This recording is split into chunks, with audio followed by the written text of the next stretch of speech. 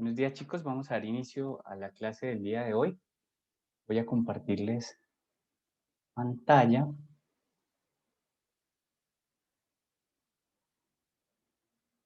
A ver.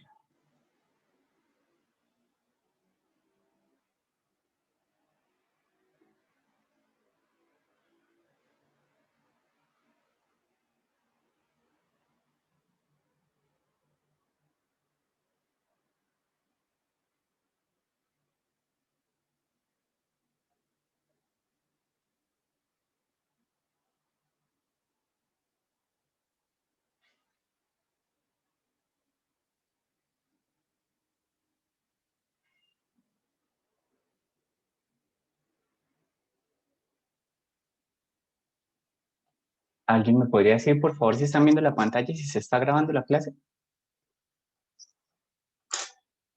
Sí, profe, ya, las dos cosas. Gracias. Bueno, ayer estábamos aún estudiando esta unidad temática sobre competencia y vimos puntualmente el factor de competencia territorial y los estudiamos conforme a los distintos criterios que existen para determinar al juez competente desde el punto de vista del territorio, desde el punto de vista territorial. Y entonces hablamos de la competencia que se establece conforme al lugar donde se localizan las partes, que dijimos es un fuero general de competencia territorial que obedece al lugar del domicilio o residencia de lo de los demandados.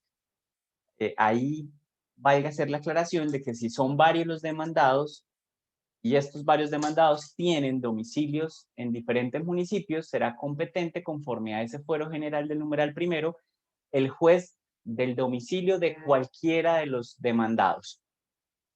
Hablamos igualmente de otro criterio de competencia que tiene que ver con el lugar donde ocurrieron o debieron ocurrir los hechos que originaron el pleito, y allí hablamos puntualmente de los eventos del numeral tercero, sexto y 11 del artículo 28 del Código General del Proceso, que radican la competencia del numeral tercero ante el juez del lugar de cumplimiento de cualquiera de las obligaciones contenidas en un negocio jurídico o en un título ejecutivo que sea el origen del proceso, este negocio jurídico o este título ejecutivo. Igualmente, el numeral sexto lo estudiamos en relación con este criterio al indicar que es competente para conocer de un asunto también el juez del lugar de ocurrencia de los hechos en tratándose de un proceso de responsabilidad civil extracontractual.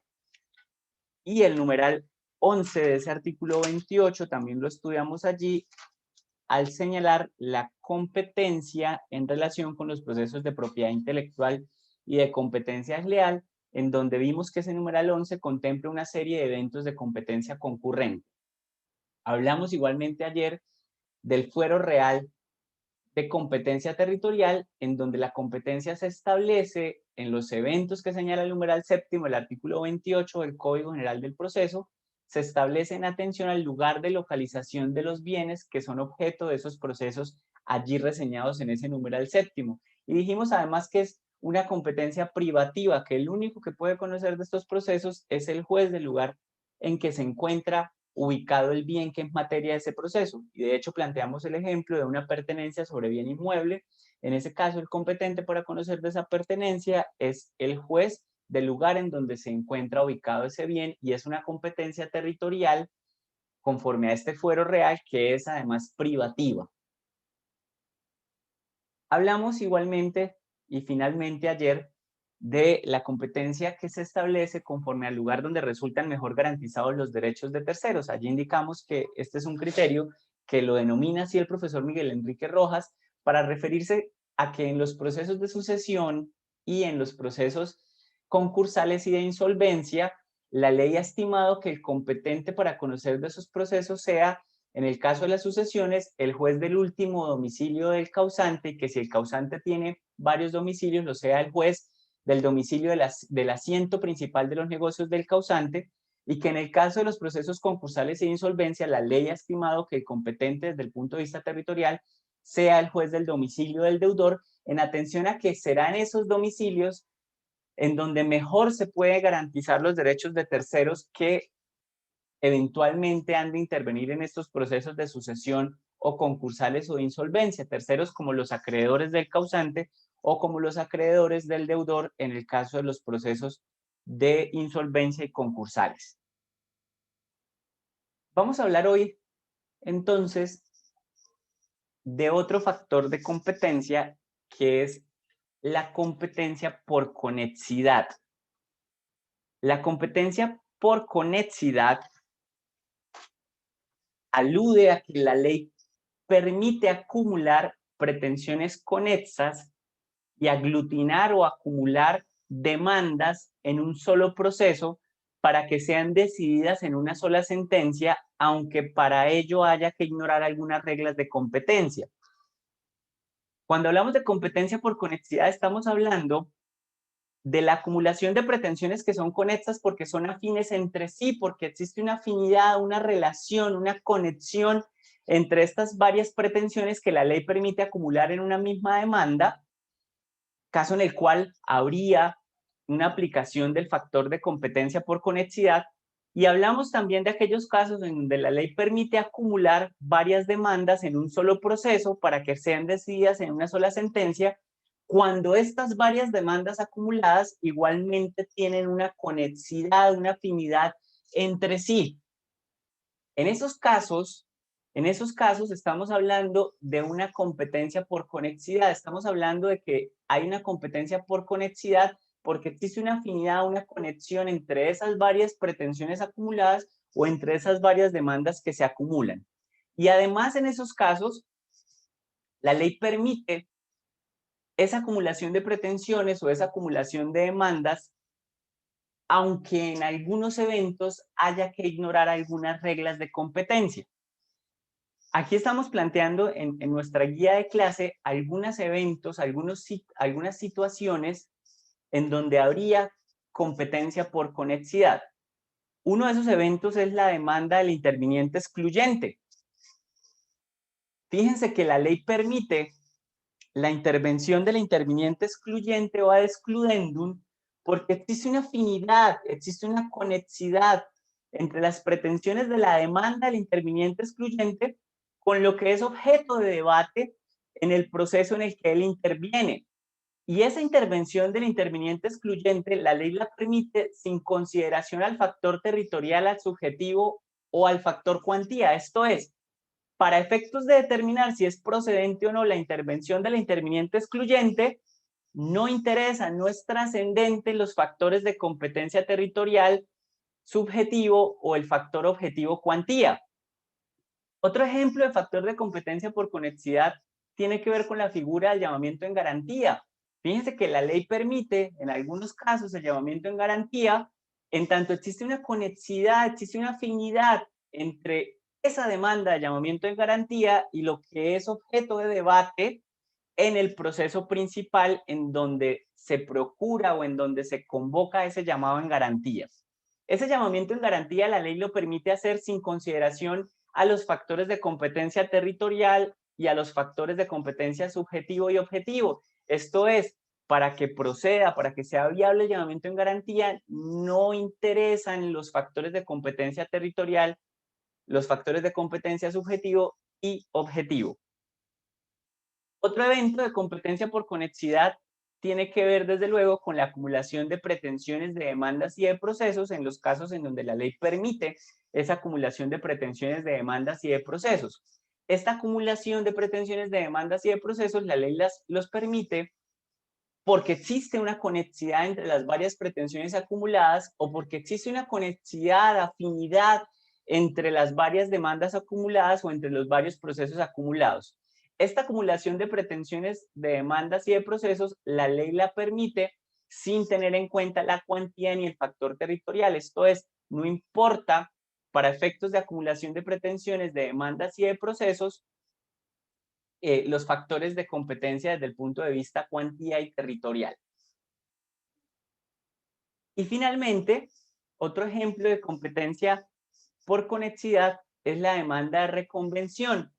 En el punto o en relación con esa demanda de reconvención, recuerden que la demanda de reconvención es uno de los medios de defensa que tiene a su alcance el demandado. El demandado puede presentar en los procesos declarativos demanda de reconvención y esa demanda la puede formular el demandado sin consideración a la cuantía y al factor territorial. ¿Por qué la ley permite en esos procesos declarativos la demanda de reconvención? Porque esa demanda de reconvención tiene una conexidad, tiene una afinidad con la demanda principal que es objeto de debate en ese proceso.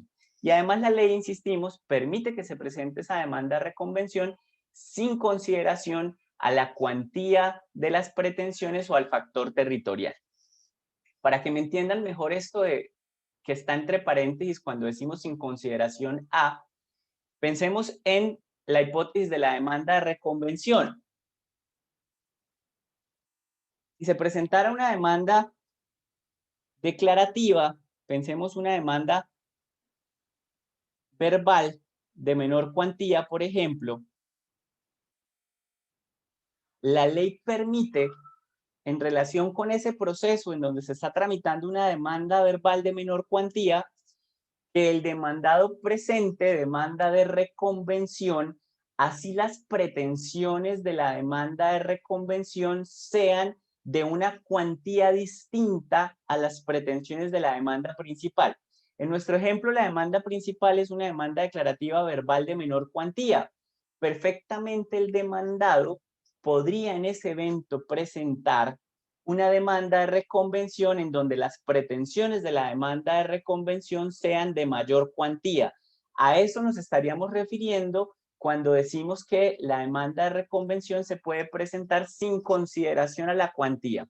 Desde luego que en ese caso, el juez competente para conocer de la demanda principal que se estaba tramitando, que era una demanda verbal de menor cuantía, era el juez civil municipal en primera instancia. Si se llegara a presentar la demanda de reconvención, En tanto la ley permite presentar esa demanda de reconvención sin consideración a la cuantía, en nuestro ejemplo el demandado, al presentar esa demanda de reconvención de mayor cuantía, estaría alterando al juez competente, porque fíjense que el juez civil municipal no sería competente para conocer de la demanda de reconvención en tanto esta versa sobre pretensiones de mayor cuantía. Eso no quiere decir que la demanda de reconvención no se pueda presentar, que es lo que quiero que quede claro, porque estamos diciendo que la demanda de reconvención se puede presentar sin consideración a la cuantía. Sí se puede presentar esa demanda de reconvención de mayor cuantía en relación con una demanda principal de mínima o de menor cuantía. Lo que hay que tener claro es que pese a que se puede presentar esa demanda de reconvención de mayor cuantía, habría una alteración de competencia porque el juez civil municipal, quien conoce de la demanda verbal de menor cuantía, que es la demanda principal, no sería competente para conocer de la demanda de reconvención. ¿Qué tendría que hacer el juez civil municipal en ese caso? Remitir el expediente al juez que sea competente para conocer de esa demanda por el factor objetivo cuantía. En nuestro ejemplo, pues tendría que remitir el expediente al juez civil del circuito, porque el juez civil del circuito es el competente para conocer de una demanda que verse sobre pretensiones de mayor cuantía en primera instancia. En ese caso, ¿tiene que remitir la demanda de reconvención solamente? No. En ese caso, como la demanda de reconvención hace parte del mismo expediente en donde cursa la demanda principal, el juez civil municipal tiene que enviar todo el expediente, lo que quiere decir que en este ejemplo, el juez civil del circuito será quien deba resolver tanto la demanda principal, que era de menor cuantía, como la demanda de reconvención, que es de mayor cuantía. A eso, insisto, se refieren estas anotaciones, estas aclaraciones que están entre paréntesis en cada caso. Otro factor de competencia es el fuero de atracción. El fuero de atracción está contenido en los incisos primero y segundo del artículo 23 del Código General del Proceso.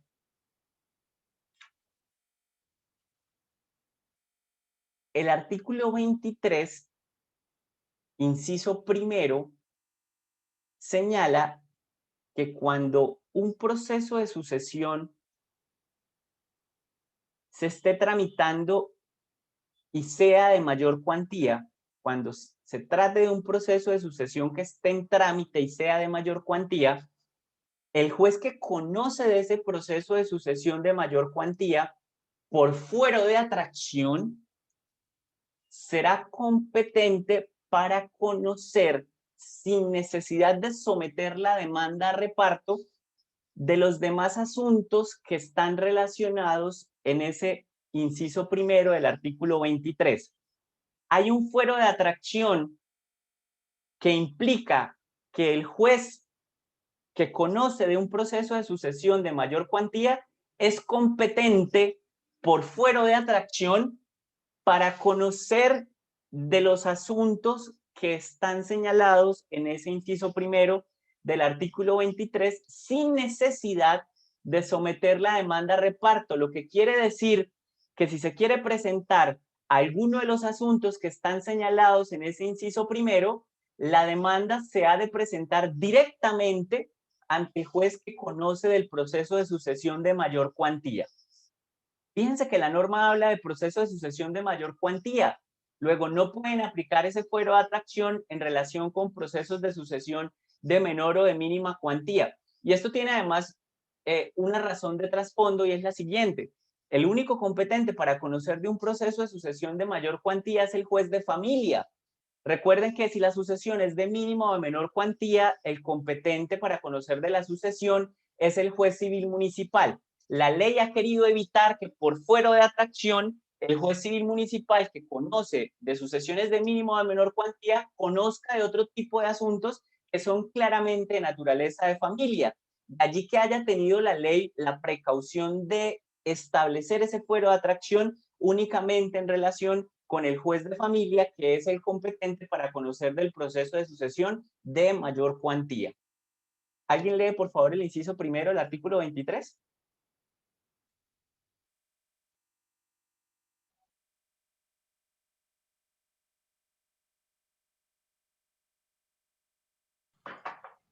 Artículo 23. Fuera de atracción. Cuando la sucesión que se esté tramitando sea de mayor cuantía, el juez que conozca de ella y sin necesidad de reparto será competente para conocer de todos los juicios que versen sobre nulidad y validez del testamento, reforma del testamento, desheredamiento, indignidad o incapacidad para suceder, petición de herencia, reivindicación por el heredero sobre cosas hereditarias, controversias sobre derechos a la sucesión por testamento o abstinestato, o por incapacidad de los asignatarios, los mismos que los procesos sobre el régimen económico del matrimonio y la sociedad patrimonial entre compañeros permanentes, relativos a la rescisión de la partición por lesión y nulidad de la misma, las acciones que resulten de la caducidad, inexistencia o nulidad de las capitulaciones matrimoniales, la revocación de la donación por causa del matrimonio, el litigio sobre la propiedad de bienes, cuando se disputa si estos son propios o de la sociedad conyugal, y las controversias sobre la subrogación de bienes o las compensaciones respecto de los cónyuges y a cargo de la sociedad conyugal o a favor de esta o a cargo de aquellos en caso de disolución y liquidación de la sociedad conyugal o sociedad patrimonial entre compañeros permanentes. Fíjense, todos esos asuntos que acaba de leer su compañera serían de competencia del juez que esté tramitando la sucesión en mayor cuantía por fuero de atracción, sin necesidad de presentar demanda por separado a reparto. La demanda se presentará directamente ante el juez de familia que esté conociendo de ese proceso de sucesión de mayor cuantía, o el juez promiscuo de familia que esté conociendo ese proceso de sucesión de mayor cuantía. La otra hipótesis de fuero de atracción está contenida en el inciso segundo del artículo 23, que tiene que ver con la solicitud y práctica de medidas cautelares extraprocesales. La ley señala que por fuero de atracción, el juez que conoce de la solicitud y práctica de medidas cautelares extraprocesales puede, allí no hay un fuero de atracción obligatorio, sino potestativo, el juez que conoce la solicitud y práctica de medidas cautelares extraprocesales podrá conocer de la demanda en donde se pretenden hacer valer esas medidas cautelares extraprocesales. Fíjense que allí ya no es imperativo, sino potestativo, lo que quiere decir que puede suceder que el juez ante quien se solicitó y practicó las medidas cautelares extraprocesales sea el mismo ante quien se presente la respectiva demanda, caso en el cual no sería necesario presentar la demanda a reparto, sino que la demanda se presentará directamente ante ese juez que conoció de la solicitud y práctica de medidas cautelares extraprocesales, primer evento, o puede suceder, segundo evento, que el demandante no quiera que el juez que conoció de la solicitud y práctica de medidas cautelares extraprocesales sea quien conozca la demanda y, como no quiere ello, pues queda a potestad del demandante en esa segunda hipótesis presentar la demanda a reparto para que se reparta entre todos los jueces que serían competentes para conocer de ese asunto. Entonces, fíjense que en relación con esa segunda hipótesis, con ese inciso segundo, el fuero de atracción es potestativo.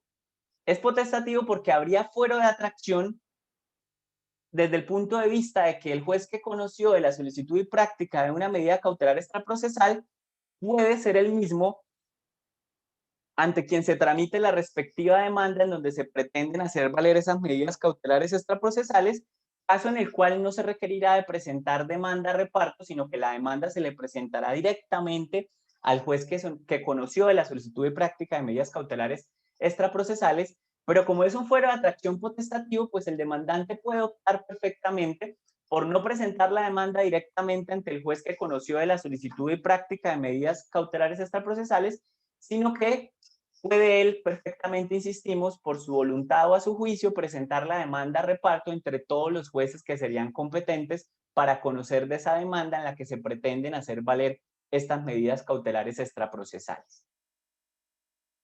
¿Alguien tiene alguna pregunta sobre el factor de competencia por conexidad y fuero de atracción?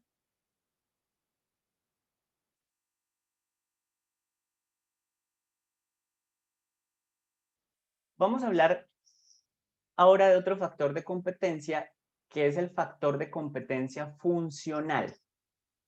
El factor de competencia funcional atañe, concierne o corresponde a cuál es el juez que ha de conocer de un asunto conforme a la etapa del trámite procesal. Cuando hablamos de competencia funcional o por el factor funcional, estamos hablando de quién es el juez competente en atención o atendiendo a la etapa del trámite procesal. Es la ley la que indica claramente qué asuntos conoce un juez en primera instancia. Cuando la ley señala qué asuntos conoce un juez en primera instancia, lo que está estableciendo la ley es una competencia por el factor funcional. En atención a esa etapa del proceso denominada primera instancia, la ley indica qué juez es el competente, cuál juez es el competente para conocer de la primera instancia de un asunto. Cuando la ley indica qué asuntos ha de conocer un juez en segunda instancia, lo que está estableciendo es una competencia por el factor funcional. La ley está señalando qué asuntos ha de conocer el juez en atención a esa etapa del proceso denominada segunda instancia.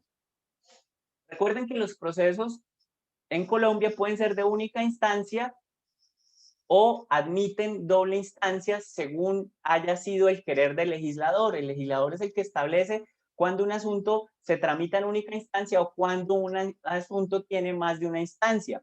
En Colombia, los procesos solo tienen primera y o máximo segunda instancia, y en algunos casos, insistimos, el proceso podría tener solamente una única instancia. No existe la tercera instancia en los procesos en Colombia. Y esto hay que traerlo a colación, pues porque hay asuntos que llegan a conocimiento de otra autoridad, ya no porque se trate de una nueva instancia, sino porque la ley ha regulado unos recursos extraordinarios que son de competencia de otra autoridad, pero que no dan vida a una instancia adicional o a una tercera instancia. Es lo que sucede con el recurso extraordinario de casación y con el recurso extraordinario de revisión. Cuando la ley señala que la Corte Suprema de Justicia, Sala de Casación Civil, es la competente para conocer de los recursos extraordinarios de casación, está estableciendo en cabeza de la Sala de Casación Civil de la Corte Suprema de Justicia una competencia funcional para conocer de este recurso extraordinario denominado casación. Solo la Corte Suprema de Justicia, Sala de Casación Civil, es la competente para conocer del recurso extraordinario de casación por el factor funcional. Si se presentara, por ejemplo, el recurso extraordinario de casación ante un tribunal y el tribunal por error lo tramitara, pues claramente allí habría una nulidad de esa actuación, porque desde el punto de vista funcional, desde el punto de vista del factor funcional, solo la Sala de Casación Civil de la Corte Suprema de Justicia puede conocer de un recurso extraordinario de casación. Lo propio podríamos decir en relación con el recurso extraordinario de revisión. Ese recurso extraordinario de revisión no da lugar a una instancia adicional. Insisto, lo máximo que puede tener un proceso es una segunda instancia según lo haya querido o no el legislador. El recurso extraordinario de revisión, o en relación con el recurso extraordinario de revisión, es la ley la que indica quién puede conocer del recurso extraordinario de revisión. Y solamente hay dos autoridades que pueden conocer del recurso extraordinario de revisión. O bien el Tribunal Superior de Distrito Judicial en una de sus salas especializadas, o bien la Corte Suprema de Justicia en una de sus salas de casación. Si se presentara un recurso extraordinario de revisión ante el juez civil del circuito, pues como la ley no le asigna en ninguna circunstancia, en ningún caso, el conocimiento del recurso extraordinario de revisión a los jueces civiles del circuito, pues ¿qué tiene que hacer el juez civil del circuito? Rechazar esa demanda, rechazar ese recurso extraordinario de revisión por falta de competencia funcional y remitirla al tribunal o a la Corte Suprema de Justicia según sea el caso.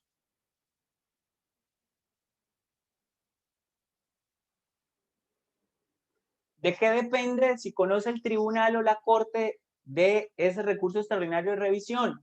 Depende de si la decisión atacada, de si la sentencia, porque lo que se ataca a través del recurso extraordinario de revisión es una sentencia, depende de si la sentencia atacada fue o no de conocimiento de tribunal. Si la sentencia atacada a través del recurso extraordinario de revisión fue de conocimiento de tribunal, pues el recurso extraordinario de revisión deberá tramitarlo la Corte Suprema de Justicia.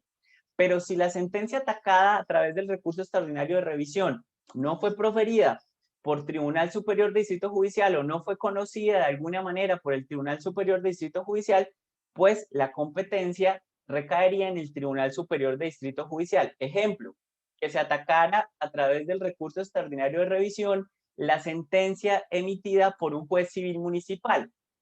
En ese caso, la competencia para tramitar ese recurso extraordinario de revisión será de la Sala Civil del Tribunal Superior de Distrito Judicial, por ser él el competente desde el punto de vista del factor funcional para conocer de este recurso extraordinario de revisión.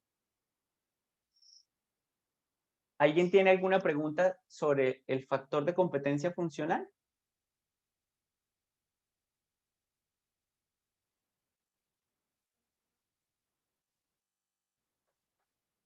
El profesor Miguel Enrique Rojas sugiere este orden de prelación de los criterios determinantes de la competencia.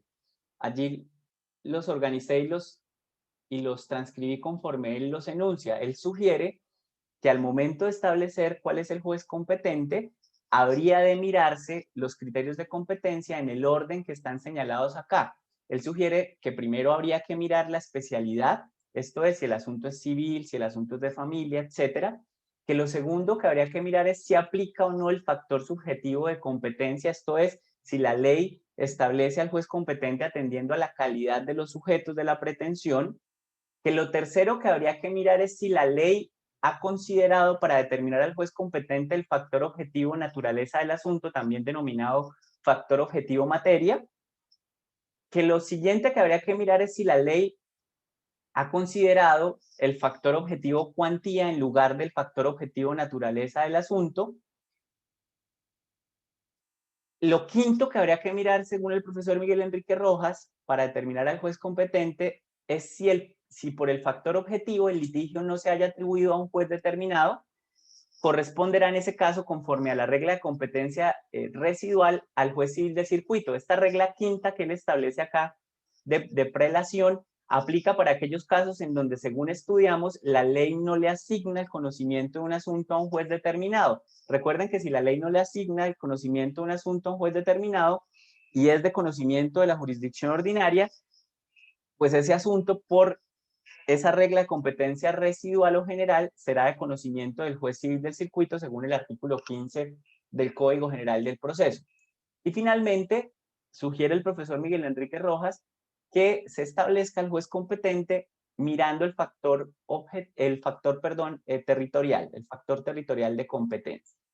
Ayer yo les decía algo, y es que para determinar al juez competente hay que conjugar los factores de competencia, hay que mirar las distintas reglas de competencia aplicables. Me explico y les planteo un ejemplo a raíz de algo que me preguntó alguien en el otro salón. Piensen ustedes en el siguiente caso. Piensen ustedes en que se presenta una demanda ejecutiva para el cobro de un pagaré en el que el demandante es la Universidad Industrial de Santander, UIS. Y el demandado tiene su domicilio en Bogotá y, según el pagaré,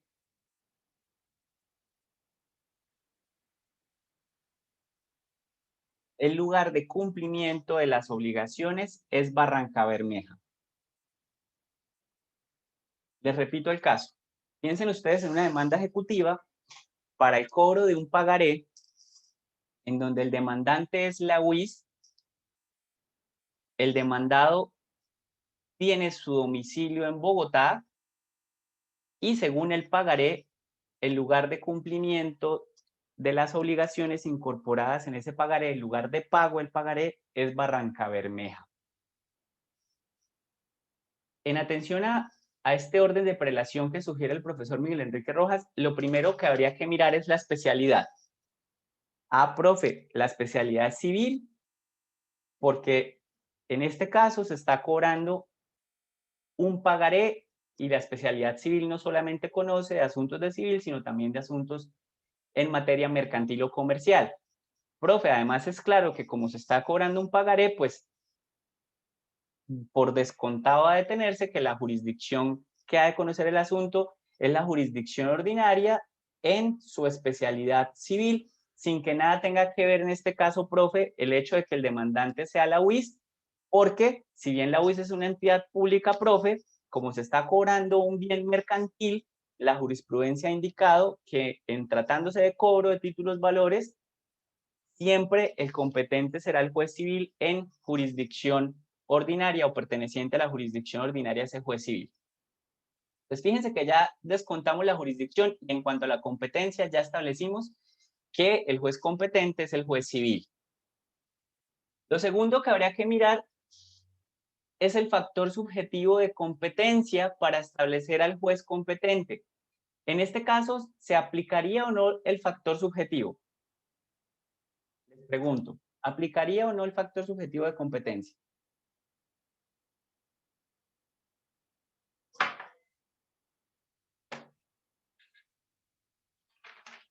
La competencia, de algún modo, les pregunto, ¿la ha establecido aquí la ley? Para este caso, ¿la establecería la ley en atención a la calidad de las partes o de alguna de las partes?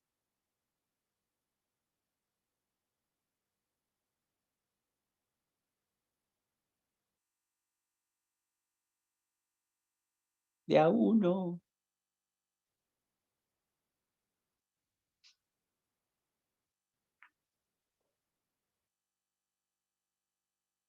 ¿A nadie se le ocurre?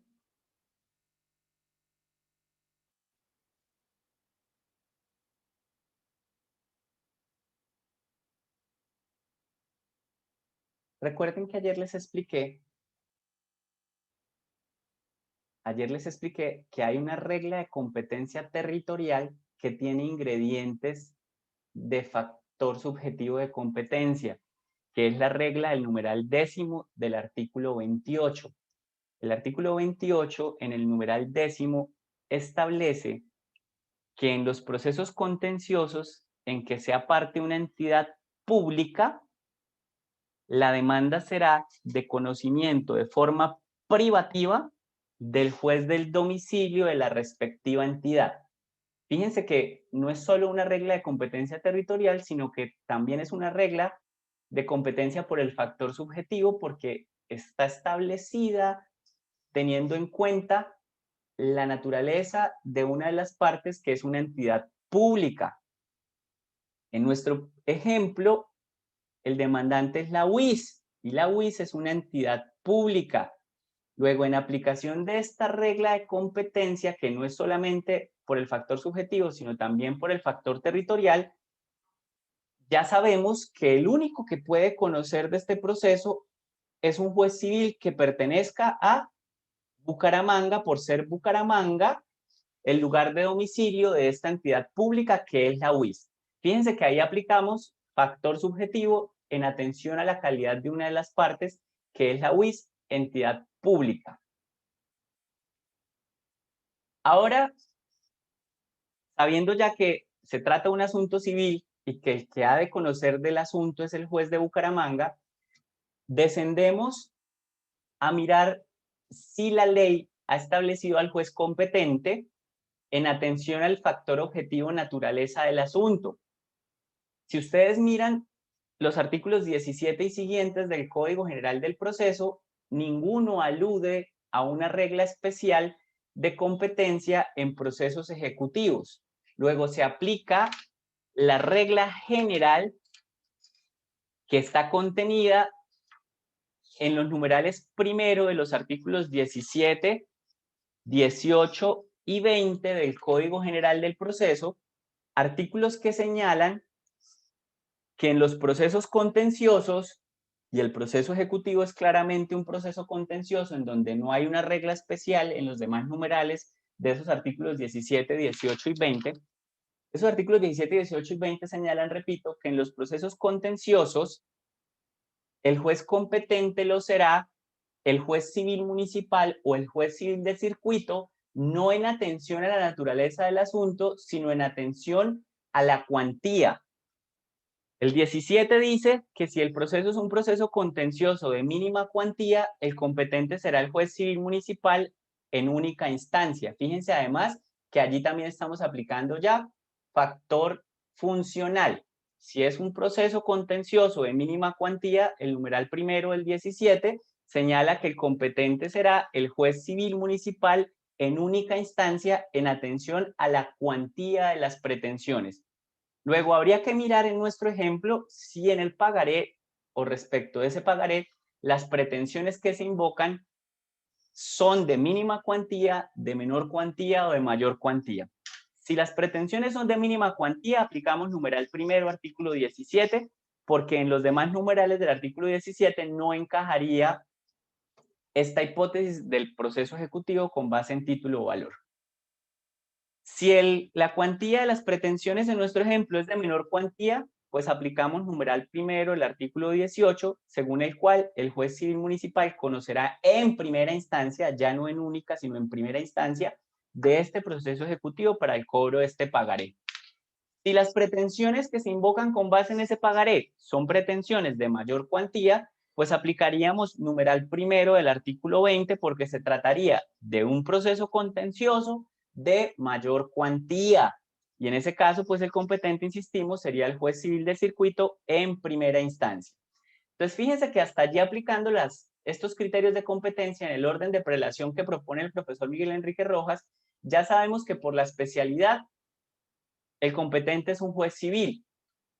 Ya sabemos que en este caso en particular sí aplica el factor subjetivo porque una de las partes es una entidad pública, lo que quiere decir que el único competente para conocer del asunto es el juez del domicilio de la entidad pública. Luego ya sabemos que se trata no solo de un juez civil, sino que se trata del juez civil de Bucaramanga.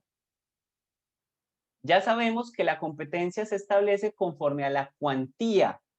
Luego, si es de mínima cuantía, ya sabemos que conocerá el juez civil municipal en única instancia. Si es de menor cuantía, ya sabemos que conocerá el juez civil municipal en primera instancia. Si es de mayor cuantía, ya sabemos que conocerá el juez civil de circuito en primera instancia. Y en todos esos casos, sea el municipal o sea el del circuito, ya sabemos que ese juez civil municipal será el juez civil municipal de Bucaramanga o que si es del circuito, será un juez civil del circuito de Bucaramanga. La regla quinta del orden de prelación que establece el profesor Miguel Enrique Rojas, en nuestro caso no aplicaría porque la ley sí ha establecido al juez competente para conocer de este asunto en específico, en tanto la ley señala que en los procesos contenciosos, y el proceso ejecutivo es un proceso contencioso, el competente lo será o el juez civil municipal o el juez civil de circuito en atención a la cuantía de las pretensiones. Lo que restaría por mirar para saber en este caso sería el factor territorial, pero ya también ya también aplicamos ese factor de competencia cuando estudiamos el factor subjetivo, porque indicamos que aquí habría una competencia privativa del juez del lugar de domicilio de la entidad pública. Pero piensen que este ejemplo no fuese el cobro de un pagaré en donde el demandante es una entidad pública, sino que el demandante fuera un particular. Pepito contra Pedro. En este caso, pues, aplicaríamos las reglas de competencia en la prelación que establece el profesor Miguel Enrique Rojas de la siguiente manera. Insisto, segundo evento, demanda ejecutiva para el cobro de un pagaré en donde el demandante es Pepito y el demandado es Pedro, y Pedro tiene su domicilio en Bogotá y según el pagaré, el lugar de cumplimiento de las obligaciones derivadas de ese pagaré es Barrancabermeja. En este caso, la especialidad claramente es civil. No habría lugar a aplicar factor subjetivo de competencia porque en este caso la competencia no se determinaría atendiendo a la calidad de las partes. Ninguna de las partes tiene una calidad especial que la ley haya considerado para determinar al juez competente, luego esta regla no aplicaría. No aplicaríamos factor objetivo materia porque la ley no ha establecido la competencia para conocer de este asunto en razón de la naturaleza del asunto, sino en razón del monto de las pretensiones. Luego, hasta allí sabemos que el juez competente sería civil y en relación con la cuantía de las pretensiones sabríamos que el juez puede ser o un juez civil municipal o un juez civil del circuito, dependiendo de si las pretensiones son de mínima, de menor o de mayor cuantía. La regla quinta pues no aplicaría porque esa regla quinta, insistimos, es solamente cuando haya lugar a aplicar esa regla de competencia general o residual, cuando la ley no señala quién es el juez competente para conocer de un determinado asunto. Y nos restaría por mirar el factor territorial. En este caso sí tendríamos que mirar las reglas de competencia por el factor territorial. En nuestro ejemplo, en este segundo ejemplo en el que el demandante es Pepito y el demandado es Pedro, se está cobrando un pagaré en donde el demandado Pedro tiene su domicilio en Bogotá y en donde, según el pagaré, el lugar de cumplimiento de las obligaciones es Barranca Bermeja. Fíjense que allí hay varios jueces que en principio serían competentes desde el punto de vista del factor territorial para conocer de esa demanda. Habría una competencia concurrente. La demanda en esta hipótesis se podría presentar tanto ante el juez civil de Bogotá, municipal o circuito, según sea el caso, en atención al fuero general, domicilio del demandado, Bogotá, o la demanda se podría presentar ante el juez civil, municipal o del circuito de Barranca Bermeja, según sea la cuantía de las pretensiones, en atención a la regla del numeral tercero del artículo 28 que señala que también es competente para conocer de una demanda que involucre un título ejecutivo el juez del lugar de cumplimiento de cualquiera de las obligaciones contenidas en ese título ejecutivo. ¿A elección de quién? Del demandante. Es el demandante quien tiene la opción, quien puede elegir si presenta la demanda en Bogotá o en Barranca Bermeja. Señor Juan, vi que estaba levantando la mano. Profe, una pregunta respecto a si es una entidad pública. Nosotros veíamos en el numeral 10 que se podía también ser no solamente el juez del domicilio de la entidad pública principal, sino el Sino de juez del algunas sucursales domicilio o de la... agencias, siempre y cuando el asunto involucre a una de esas agencias o sucursales de esa entidad. Sí. Y si el asunto se hizo en Barranca, ¿no sería también el juez civil municipal de Barranca, donde es la sucursal de la UIT donde se dieron las cosas? Habría que mirar si ese título o valor, si ese asunto en específico, en nuestro ejemplo, el cobro del pagaré, está relacionado con una sucursal de la UIS en Barranca. Pero allí habría que mirar algo también, y es lo siguiente. La UIS, y puede que me equivoque, pero los invito a que busquen eso, la UIS tiene sedes, no sucursales. Luego, en mi criterio, en el ejemplo de la UIS, no aplicaría esa regla del numeral quinto, porque esa regla del numeral quinto aplica frente a personas jurídicas que tengan sucursales o agencias, y la UIS no abre sucursales o agencias en municipios. La UIS lo que abre son sedes en municipios que no constituyen una agencia o sucursal en los términos del Código de Comercio. Cuando el numeral quinto habla de sucursal y agencia, está hablando de establecimientos de comercio a voces de lo previsto por el Código de Comercio. Y la UIS no tiene ni sucursales ni agencia, tiene sedes. Luego, en mi criterio, aplicaría en el caso de la UIS siempre la regla del numeral décimo. ¿Sí? Listo, profe. De otro modo, estarías convirtiendo a la UIS en una sociedad comercial. Pero entonces no sería así con cualquier otra entidad pública. Habría que mirar de qué tipo de entidad. Por eso les planteaba ayer el ejemplo claro de una sociedad de economía mixta. La sociedad de economía mixta, fíjense que sí es una sociedad comercial. Y para efectos procesales, a las sociedades de economía mixta, como involucran capital público, para efectos procesales se les asimila a una entidad pública. Pero fíjense que es una sociedad que sí puede tener sucursales y agencias. Luego, en ese caso de las sociedades de economía mixta, sí sería aplicable la regla del numeral quinto. Habría que mirar de qué tipo de entidad pública se trata. ¿Sí? Listo, profe. Bueno. Esta parte no la vamos a saltar porque ya la expliqué ayer. Ayer les expliqué cuándo hay competencia privativa, cuándo hay competencia concurrente y cuándo hay competencia prevención. Aquí están citados, de hecho, algunos de los ejemplos que les di ayer sobre competencia privativa, concurrente y a prevención. Vamos a hablar del reparto. Hasta aquí termina el tema de competencia y vamos a hablar ahora del reparto de las demandas. Hasta aquí termina el tema de cómo se asigna la competencia, de cómo se establece la competencia para conocer de un asunto. Y vamos a hablar ahora del reparto. El reparto corresponde a las oficinas judiciales de apoyo, de coordinación administrativa y de servicios judiciales o de servicios y a los centros de servicios administrativos. En principio, según la ley estatutaria de la Administración de Justicia, el reparto de las demandas de conocimiento de los jueces civiles y de familia, que es lo que me interesa en esta clase, ese reparto se hace por oficinas judiciales de apoyo, de coordinación administrativa y servicios judiciales o centros de servicios administrativos. Pero resulta que yo les he explicado que no en todos los municipios existen este tipo de oficinas. Bucaramanga tiene oficina judicial de reparto. Bucaramanga tiene una oficina que es la encargada de recibir todas las demandas que son presentadas por los usuarios de la Administración de Justicia. La competencia de esa oficina es recibir las demandas y a través de un sistema aleatorio repartir esas demandas entre todos los jueces de la especialidad según las reglas de competencia. La oficina de reparto, entonces, si recibe una demanda dirigida ante el juez civil municipal, pues es la encargada de recibir esa demanda y repartirla aleatoriamente, en el caso de Bucaramanga, entre los 29 jueces civiles municipales de Bucaramanga.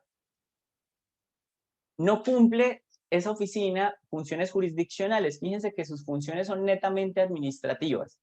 Recibe la demanda, elabora un acta individual de reparto y le asigna aleatoriamente el conocimiento de esa demanda a alguno de los jueces que esté llamado por reglas de competencia a conocer de esa causa, de ese asunto.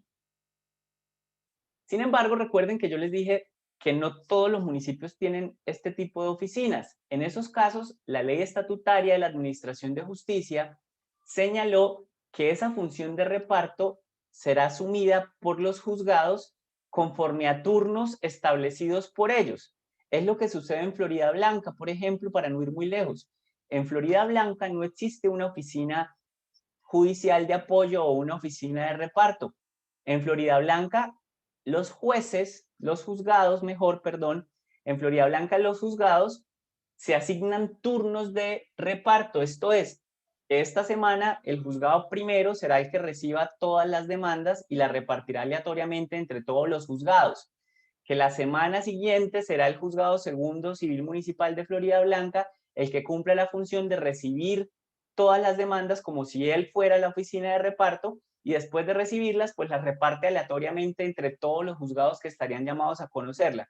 Y así sucesivamente. Fíjense que en esos casos en donde no existe oficina judicial, esa función de reparto la cumplen por turnos los juzgados del respectivo municipio.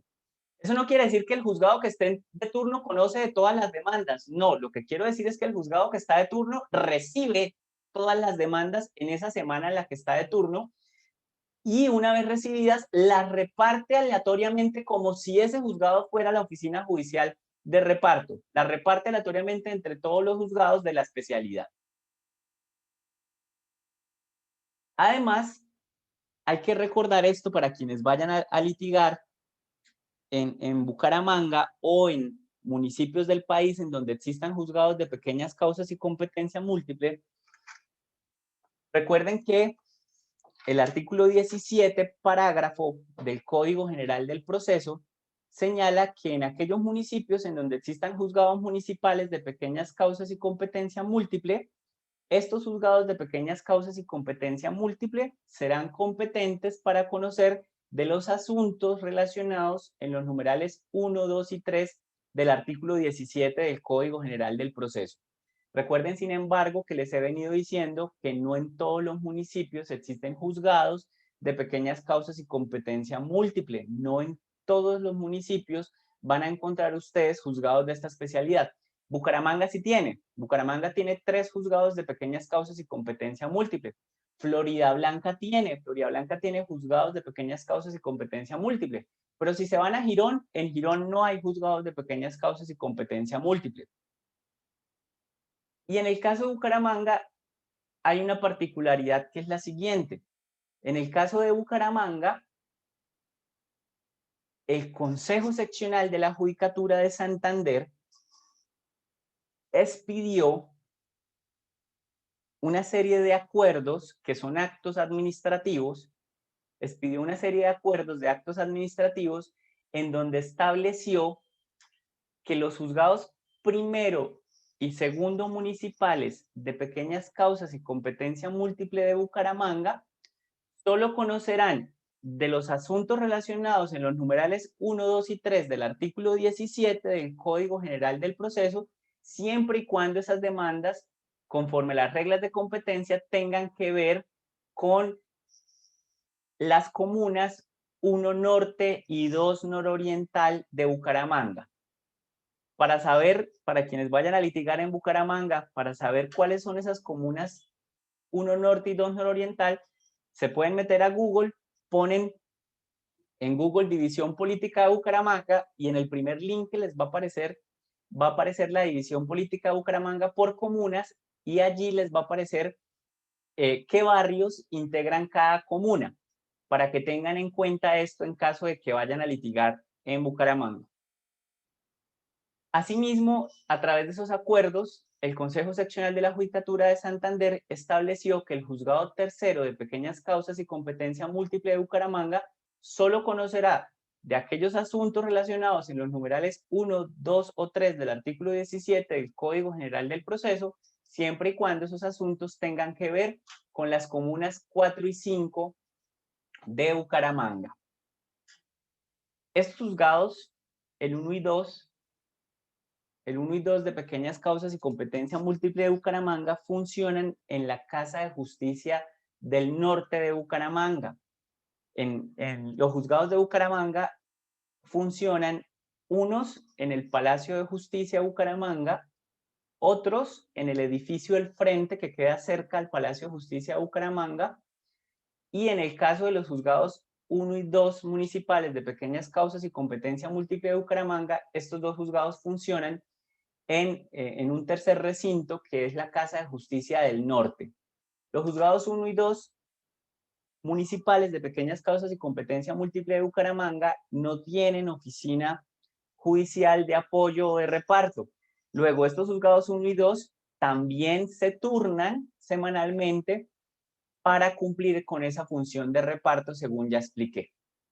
En el caso del juzgado tercero de pequeñas causas y competencia múltiple de Bucaramanga, como quiera que él conoce de los asuntos relacionados con las comunas 4 y 5 y que además estén enlistados en los numerales 1, 2 o 3 del artículo 17, si se cumplen esos requisitos, si el asunto es de competencia del juzgado tercero de pequeñas causas y competencia múltiple de Bucaramanga, la demanda ha de radicarse directamente ante ese juzgado tercero de pequeñas causas y competencia múltiple de Bucaramanga. No habría necesidad de someter esa demanda a reparto porque el único competente para conocer de esa demanda sería ese juzgado tercero de pequeñas causas y competencia múltiple de Bucaramanga, que funciona en la sede del edificio del frente.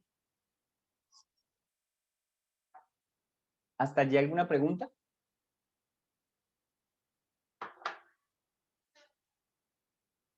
Ahora bien, en relación con ese reparto también aprovechemos la oportunidad para hablar de los juzgados de ejecución. Regálenme un momentico, perdón. Ya vuelvo.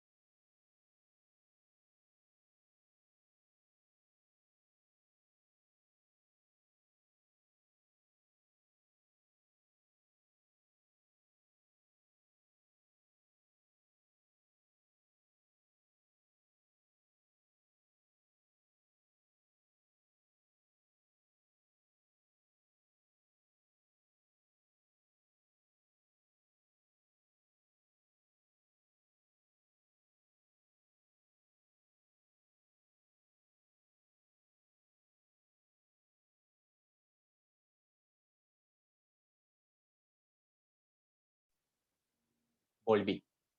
¿Me escuchan? Sí, profe. Gracias. Les decía que aprovechemos aquí para hablar de los juzgados de ejecución civil.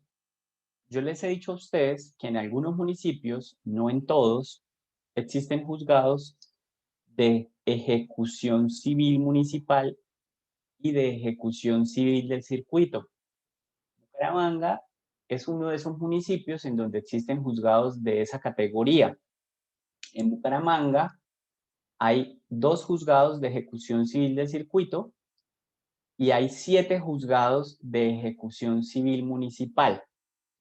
Si se van a los otros municipios del área metropolitana, no existe esa categoría. Luego quiere decir que en el caso de Floridablanca, de Piedecuesta, de Girón, el juez de conocimiento en materia civil asume también la función de ejecución de la sentencia que dicte. Cuando digo juez de conocimiento es porque les he explicado que en algunos procesos y principalmente en los procesos ejecutivos, la etapa de conocimiento en procesos ejecutivos va hasta el momento en que el juez dicta la providencia, sea auto o sentencia, en la que ordena seguir adelante la ejecución. Recuerden que les expliqué que el juez dicta un auto ordenando seguir adelante la ejecución cuando no hay oposición del demandado.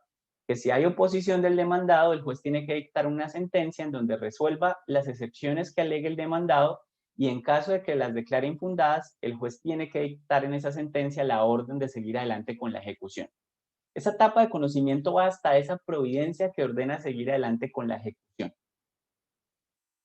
En el caso de Bucaramanga, como existen juzgados de ejecución civil, una vez se dicta esa providencia y se aprueban las costas del proceso, el juez de conocimiento civil ha de ordenar la remisión del expediente al juez de ejecución civil, municipal o circuito, según sea el caso, para que este juez de ejecución adelante la fase de ejecución del proceso y esa fase de ejecución del proceso se desprende de lo ordenado en la providencia que ordena seguir adelante la ejecución. Recuerden que en esa providencia el juez no solo ordena seguir adelante la ejecución, en esa providencia el juez de conocimiento también ordena el remate de los bienes del demandado que hayan sido objeto de embargo para que con la venta de esos bienes se le pague al acreedor. Y para ese remate, pues hay que cumplir una serie de formalidades como el avalúo de los bienes, como la diligencia de remate misma, entre otras. Esas actividades que son propias de la fase de ejecución le competen al juez de ejecución civil. Para eso es que se remite el expediente al juez de ejecución civil. Esa remisión se hace por conducto del Centro de Servicios Administrativos de los juzgados de ejecución. Los juzgados de ejecución civil municipal tienen un centro de servicios administrativos y los juzgados de ejecución civil del circuito tienen un centro de servicios administrativos, centros de servicios que según sea el caso, según sea municipal o circuito, son los encargados de recibir las demandas que son remitidas, las demandas no, perdón, los expedientes, de recibir los expedientes que son remitidos por los jueces de conocimiento y son los encargados de esos centros de servicio de repartir entre los juzgados de ejecución de manera aleatoria esos expedientes.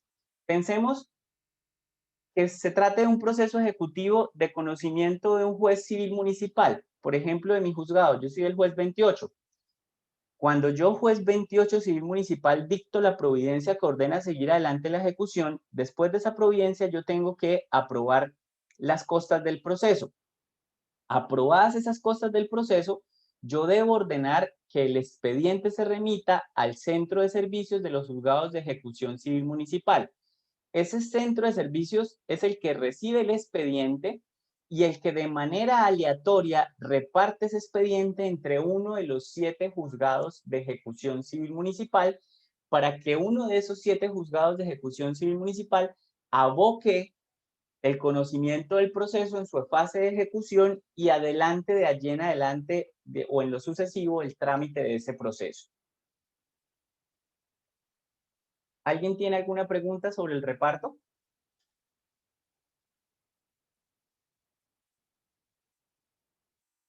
Insisto, en aquellos municipios en donde no existen juzgados de ejecución civil, el juez de conocimiento es el encargado de asumir también su ejecución. Como no tiene a dónde remitirlo, él seguirá conociendo el proceso hasta que termine por cualquier causa legal.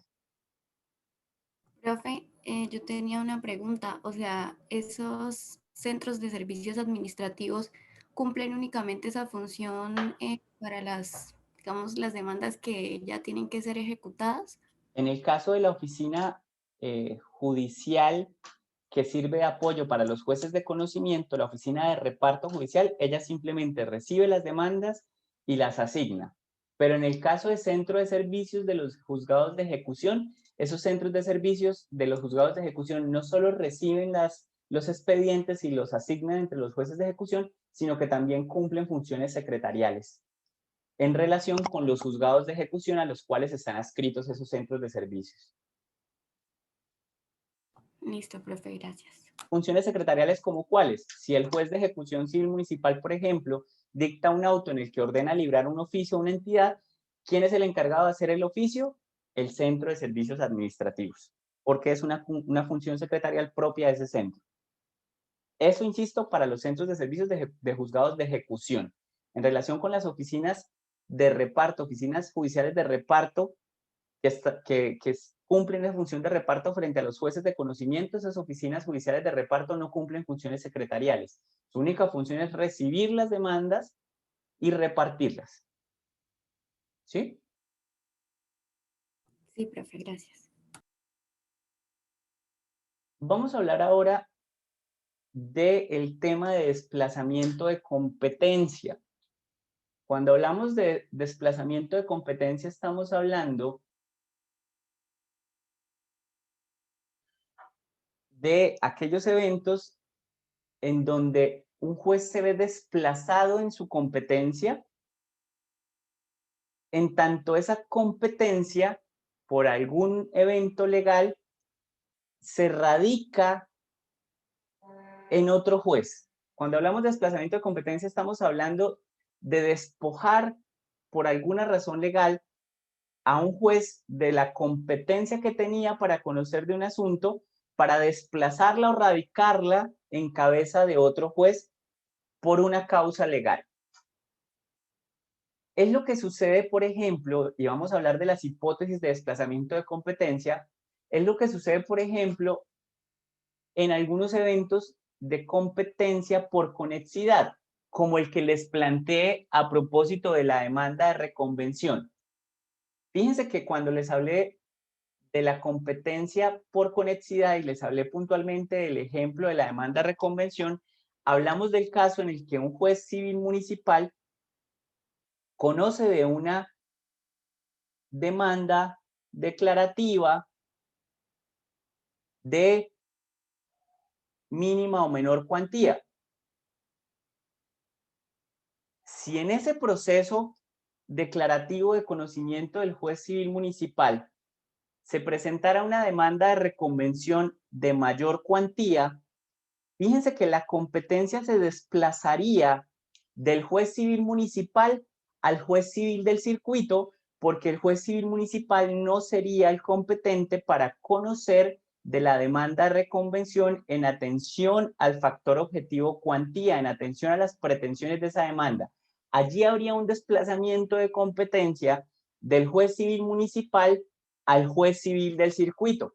Lo mismo sucedería, por ejemplo, en un caso de reforma de la demanda, que es también un evento de aplicación de competencia por conexidad.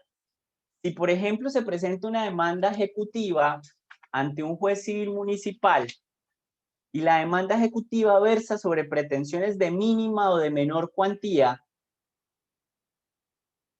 y el demandante reforma su demanda para agregar nuevas pretensiones que hacen que ese asunto ya no sea de mínima o de menor cuantía, sino de mayor cuantía, en ese caso habría un desplazamiento de competencia porque en atención a esa reforma de la demanda, el competente ya no sería para conocer de esa demanda ejecutiva ya no sería el juez civil municipal, sino el juez civil del circuito, en atención a que se trata de un asunto de mayor cuantía. Habría un desplazamiento de competencia del juez civil municipal al juez civil del circuito.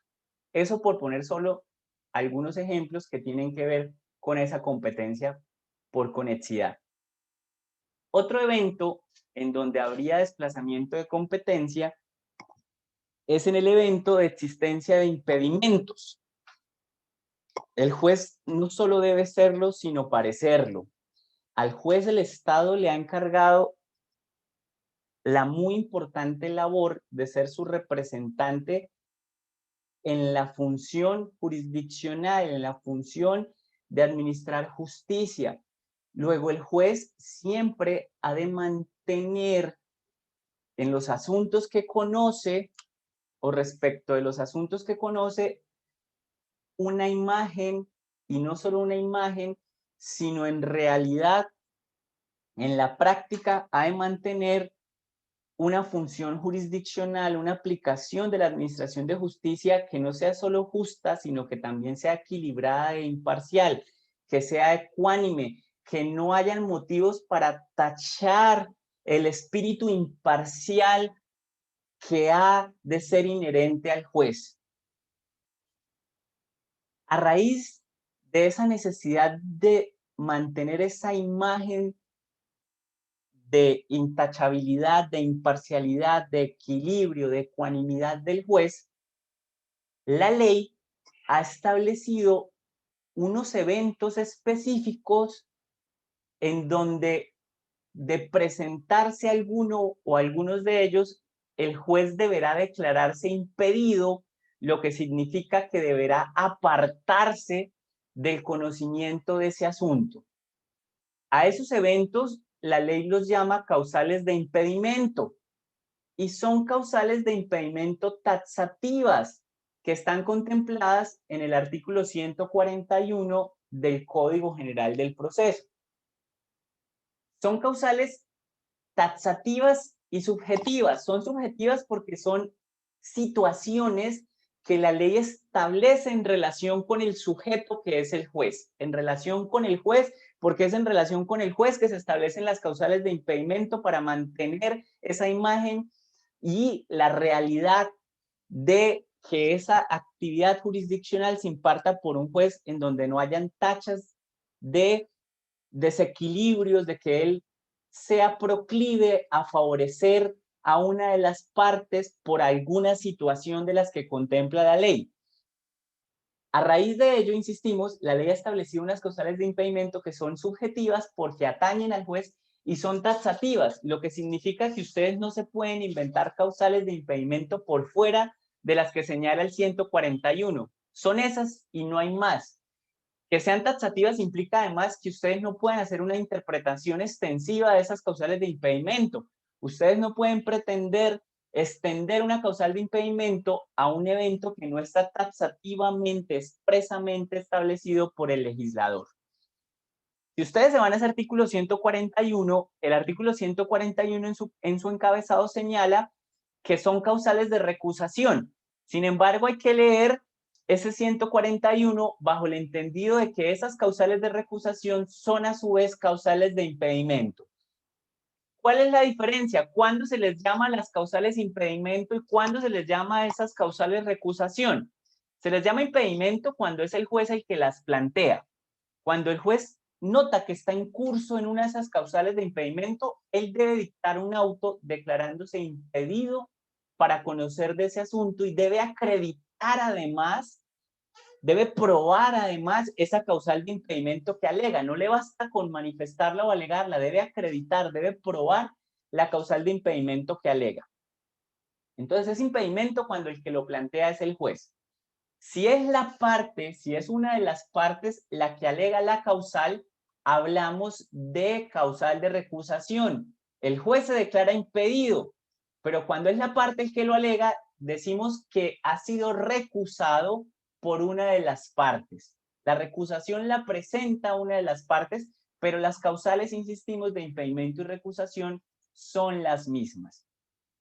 Si se presentara alguna de estas causales y la parte actúa sin proponerla, oportunamente no puede después alegar esa causal de recusación. Se subsanaría esa irregularidad que se presentaría en ese trámite, en ese proceso en particular.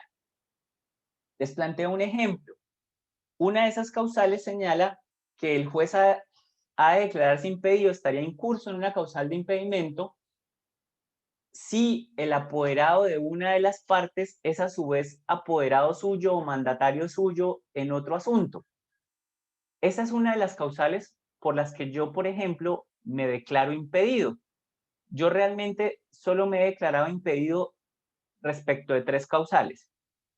Una de esas es esta causal. ¿Por qué? Pues porque yo tengo un proceso en contra de la rama en donde mi apoderado es el doctor José Onías Kuhlman. El doctor José Onías Kuhlman es litigante también en civil, lo que quiere decir que si él presenta una demanda y me la reparten a mí como juez 28 para que yo la tramite, una vez yo me dé cuenta que él es el abogado, yo debo declararme impedido para conocer de ese asunto porque se configura una de las causales según la cual el juez está impedido para conocer de aquellos asuntos en donde el apoderado de una de las partes sea a su vez apoderado o mandatario suyo en otro asunto. Fíjense que en ese ejemplo que les planteo, la causal de impedimento se configura de entrada, tan pronto yo tengo la demanda para su primera revisión. Pero la causal de impedimento puede surgir en el trámite del proceso. Piensen ustedes que el apoderado del demandante es alguien con quien yo no tengo ninguna relación, pero que el demandado se notifica de la existencia del proceso, se notifica del auto que admite la demanda o el mandamiento de pago y le confiere poder al doctor José Onías Kuhlman.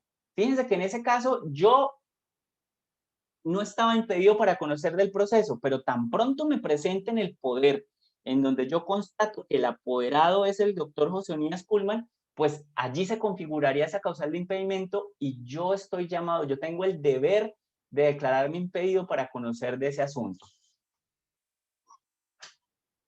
¿Cómo se tramitan estas causales de impedimento o recusación?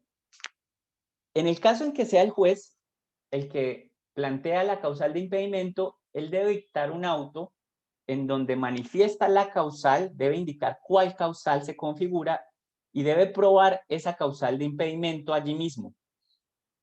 Y ordenará que se remita el expediente al juez que le sigue en turno. Si se trata de recusación, si fue una de las partes la que recusó al juez, el juez debe dictar un auto en el que se pronuncie sobre la recusación, en donde indique si esa recusación se encuentra o no configurada. Si en criterio del juez la recusación se encuentra configurada, deberá declarar ello mediante auto, deberá indicar que se encuentra fundada, que en su sentir, en efecto, se encuentra probada, que se encuentra fundada esa causal que se le ha planteado y deberá ordenar que el expediente se remita al juez que le sigue en turno. El juez que le sigue en turno es el juez que desde el punto de vista numérico de los despachos continúe al juez frente al cual se ha formulado la recusación o que se ha declarado impedido. Ejemplo, yo soy el juez 28 civil municipal. Si yo me declaro impedido o yo declaro fundada una causal de recusación, yo debo ordenar que el expediente se remita al juez que me sigue en turno, que en mi caso es el juez 29 civil municipal. Si el que se declarara impedido fuera el juez 29 civil municipal, él debe remitirle el expediente al que le sigue en turno a él, y el que le sigue en turno al 29 es el primero, porque en Bucaramanga hay 29 juzgados municipales. Después del 29, pues vuelve y cuenta desde primero, luego él tendría que remitirle el expediente al juez primero civil municipal de Bucaramanga. ¿Para qué se le remite el expediente al juez que sigue en turno? Se le remite para que el juez que sigue en turno se pronuncie acerca del impedimento o acerca de la recusación que se ha declarado fundada por el juez remitente. Si yo soy el juez 28 y le remito el expediente al 29, el 29 tendrá que indicar si la causal de impedimento o si la causal de recusación que halló fundado el juez 28 se encuentra configurada o no. Si el juez 29, si el juez que sigue en turno encuentra configurada la causal, dictará un auto en el que indique ello, en el que manifieste que se encuentra fundada la causal y en el que aboque el conocimiento del asunto, lo que significa que a partir de allí él seguirá tramitando el proceso en el estado en el que se encuentre. Todo lo que se ha actuado hasta ese momento conserva su validez y de allí en adelante el juez que sigue en turno pues asumirá el conocimiento del asunto. Pero si en criterio del juez que sigue en turno, si en criterio nuestro ejemplo del juez 29, la causal no se haya configurada, él deberá dictar un auto en el que manifieste y en el que exprese y explique los motivos por los cuales en su concepto la causal alegada no se encuentra configurada, y en ese mismo auto deberá remitir que se envíe el expediente al superior inmediato de estos jueces. En nuestro ejemplo sería el juez civil del circuito de Bucaramanga. ¿Para qué le remite el expediente al superior inmediato? Para que el superior inmediato defina la legalidad del impedimento. Cuando decimos definir la legalidad del impedimento, lo que queremos decir es que el superior inmediato será quien en últimas, en ese caso, indique a quién le asiste la razón, si al juez que se declaró impedido o al juez que le seguía en turno e indicó que no estaba configurada la causal de impedimento. Este superior inmediato, de considerar que la causal de impedimento sí se configuró, le ordenará la devolución del expediente al juez que le sigue en turno al impedido para que él aboque el conocimiento de la causa. Si el juez superior inmediato considera que la causal de impedimento en efecto no estaba configurada, le devolverá el expediente al juez que se declaró impedido o que fue recusado para que en adelante, o mejor, no para que en adelante, para que él continúe con el trámite del proceso. ¿Alguien tiene alguna pregunta sobre impedimentos? Profe, esto, no sé si la vaya a plantear bien, pero usted mencionó que la irregularidad se puede subsanar. ¿En qué momento del proceso quedaría subsanada? Una vez se configure la causal, si las partes no la alegaron y actuaron, presentaron peticiones en otro sentido que no tenían que ver con ello, ya se saneó. Una vez se configure, si las partes actúan en cualquier sentido en el proceso sin proponer la causal, se saneó. Y ya no se puede alegar, ¿sí? Y ya no la podrían alegar. Profe, ¿y el juez tampoco podría poner la causal de impedimento ya después? Él sí se podría declarar impedido. Lo que no pueden es recusarlo, actuar sin haber alegado la causal de recusación, pero no le está vedado al juez alegar el impedimento cuando se dé cuenta. Esa limitante es para la recusación.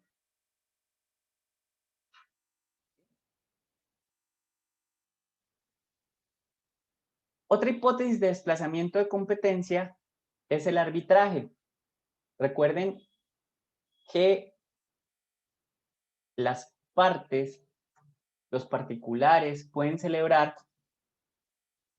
un pacto arbitral, llámese cláusula compromisoria, llámese contrato de compromiso,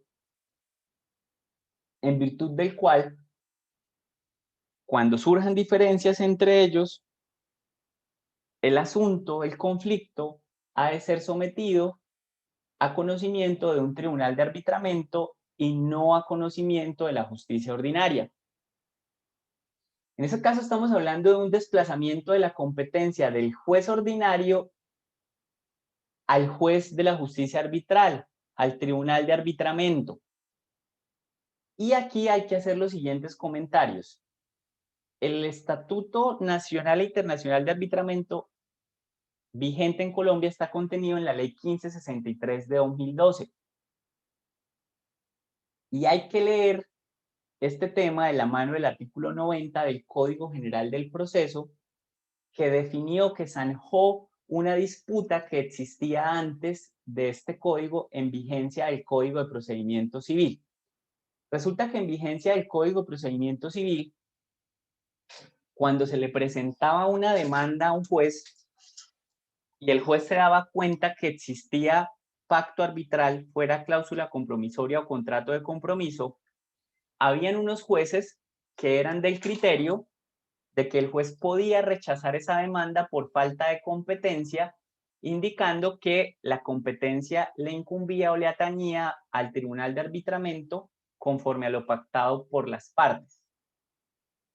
Otro sector de la doctrina y de la jurisprudencia opinaba que si el juez se daba cuenta al momento en que le presentaban la demanda de la existencia de ese pacto arbitral, él tenía que quedarse calladito y esperar a ver si el demandado alegaba la excepción previa de existencia de pacto arbitral. Si el demandado alegaba la excepción previa y estaba configurada, se encontraba probada esa excepción previa, el juez dictaba un auto terminando el proceso por cuanto declaraba fundada la excepción previa de existencia de pacto arbitral. Esa disputa acerca de qué es lo que debe hacer o no el juez ante la existencia de pacto arbitral fue zanjada por el artículo 90 del Código General del Proceso, norma que en su parágrafo primero señala que la existencia de pacto arbitral no da lugar a inadmisión o rechazo de la demanda, pero provocará la terminación del proceso cuando se declare probada la excepción previa respectiva, esto es, la excepción previa de existencia de pacto arbitral. En otras palabras, hoy por hoy, en vigencia del Código General del Proceso, si se presenta una demanda ante el juez ordinario y él se percata de que existe pacto arbitral, él no puede ni inadmitir ni rechazar la demanda. Él deberá darle el trámite que corresponda y será el demandado al que le incumbe, si lo quiere, si se da cuenta, alegar la excepción previa de existencia de pacto arbitral. Si el demandado no alega la excepción previa de existencia de pacto arbitral, la competencia quedará radicada de manera definitiva en el juez ordinario, no podrá después alegarse por otra vía, tiene que haberse alegado como excepción previa. Si el demandado la alega y el juez la encuentra configurada, pues declarará la terminación del proceso al declarar fundada la excepción previa de existencia de pacto arbitral.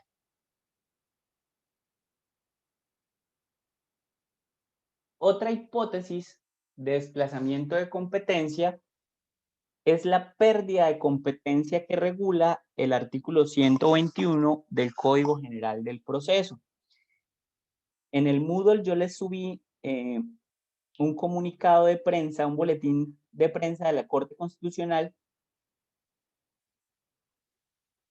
en relación con esta sentencia, la sentencia C-443 de 2019, en donde la Corte Constitucional estudió una demanda de inconstitucionalidad en contra del artículo 121 del Código General del Proceso. Sin embargo, yo subí ese comunicado de prensa porque para el momento en que configuré el Moodle no existía todavía publicada el texto definitivo de la sentencia C-443 de 2019. No obstante, la Corte ya publicó el texto definitivo de esta sentencia, luego búsquenlo en Google para que la puedan leer, por favor. Este artículo 121 es el que consagra el término de duración razonable del proceso.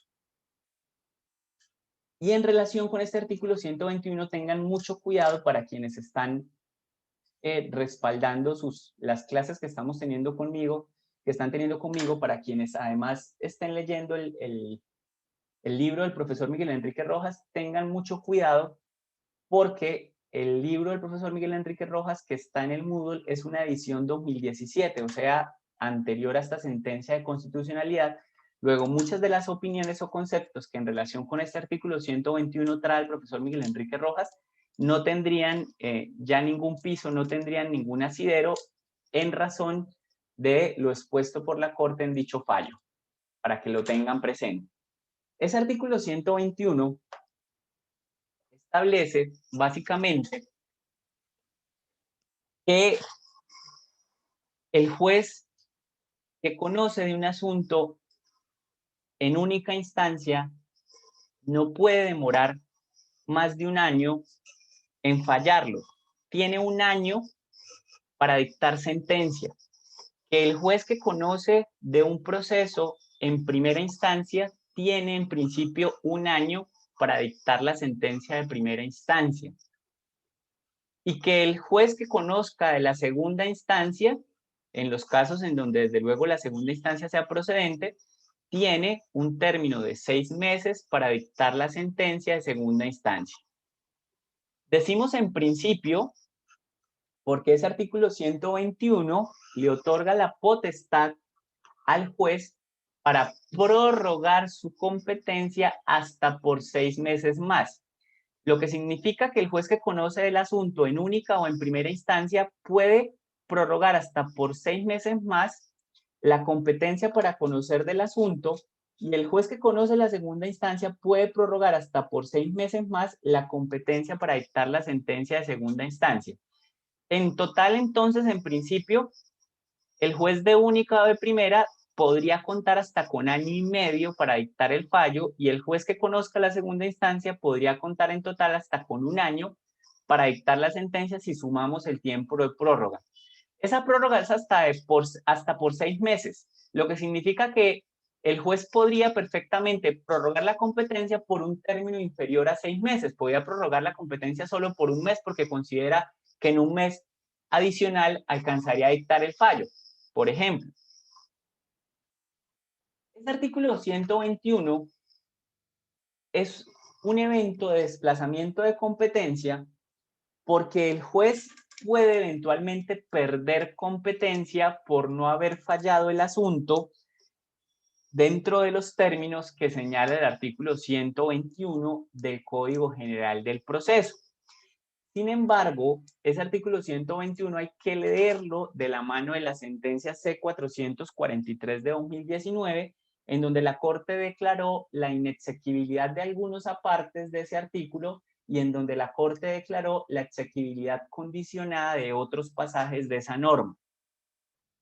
Puntualmente, en esa sentencia, la Corte declaró la inexequibilidad de la expresión de pleno derecho que está contenida en el inciso sexto de ese artículo 121. El inciso sexto del artículo 121 señala que será nula de pleno derecho la actuación posterior que realice el juez que haya perdido competencia para emitir la respectiva providencia. Esto quiere decir que según el texto original del artículo 121, si el juez dejaba vencer el plazo que tenía para fallar el asunto, automáticamente perdía competencia, y no solo ello, todo lo que actuara con posterioridad al vencimiento del término era nulo de pleno derecho, lo que significa que no requería de una declaración. Por ministerio de la ley, todo lo que actuara después de vencido el término para fallar era nulo. La Corte declaró la inexequibilidad de la expresión de pleno derecho bajo el entendido de que sí puede haber nulidad por el hecho de que el juez dejó vencer el plazo que tenía para fallar el asunto, pero esa nulidad, dijo la Corte, debe ser alegada antes de que se profiera la respectiva sentencia, y además no es una nulidad insaneable como lo proponía el artículo 121, sino que es saneable conforme al artículo 132 y siguientes del Código General del Proceso. Me explico. En el texto del artículo 121 anterior a la sentencia, si el juez dejaba vencer el término que tenía para fallar el asunto, incluso su prórroga, o sea, digamos que fuera un asunto en primera instancia, el juez tenía un año, el juez prorrogó por 6 meses más, y cumplidos esos 6 meses, el juez aún no había dictado el fallo, había que aplicar el artículo 121 como estaba antes de la sentencia, lo que significaba que el juez perdía automáticamente competencia y tenía que remitirle el expediente al juez que le siguiera en turno. Si yo soy el juez 28, pues se lo tenía que enviar al juez 29, indicando mediante auto que yo había perdido competencia por no haber fallado el asunto dentro del término que la ley señala. Todo lo que yo actuara después del cumplimiento del término era nulo de pleno derecho en vigencia de ese 121 en su texto original.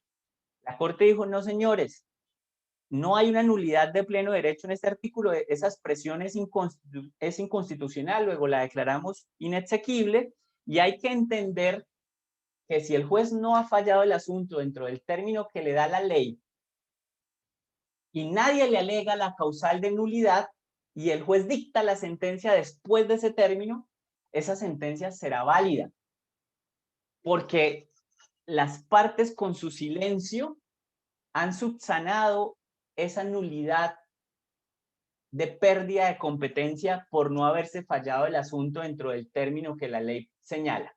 ¿Por qué la Corte, dio como límite el proferimiento de la sentencia? Pues para evitar eventuales maniobras de los abogados de esperar a que se dicte sentencia para ver si la sentencia les favorece o no, y dependiendo de si les favorece o no, alegar la nulidad por pérdida de competencia del juez al no haber proferido el fallo dentro del término legal.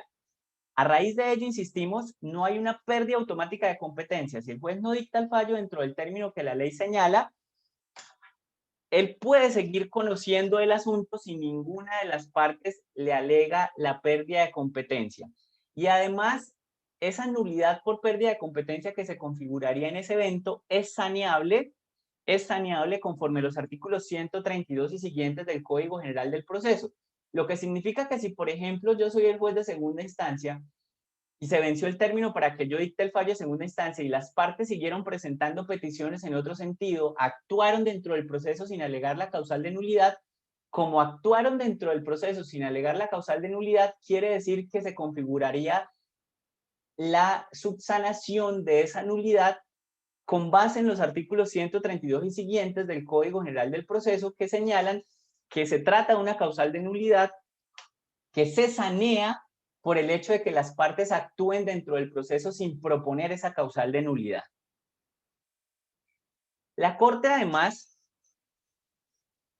declaró la exequibilidad condicionada del inciso segundo del artículo 121, bajo el entendido que les acabo de expresar de que la pérdida de competencia por vencimiento de término no es automática, sino que requiere de previa petición de parte.